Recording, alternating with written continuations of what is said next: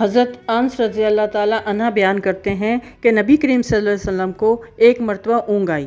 آپ صلی اللہ علیہ وسلم نے مسکرا کر صحابہ کی طرف دیکھا تو صحابہ نے پوچھا، اے اللہ کے رسول، کس چیز نے آپ کو اتنا خوش کیا؟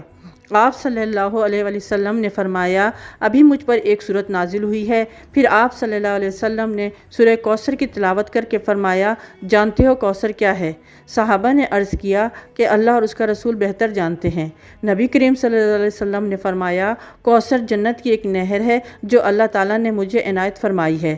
اس کے پاس بڑی خیر و برکت ہے۔ قیامت کے دن اس پر میری امت آئے گی۔ اس کے نہر کے پیالے آسمان کے تاروں کی طرح بے شمار ہیں۔ میرے بعض امتی اس سے روک دیے جائیں گے۔ میں کہوں گا، اے میرے رب، یہ تو میرے امتی ہیں۔ جواب ملے گا، آپ کو نہیں معلوم آپ صلی اللہ علیہ وسلم کے بعد انہوں نے آپ کے دین میں کیا کیا نئی باتیں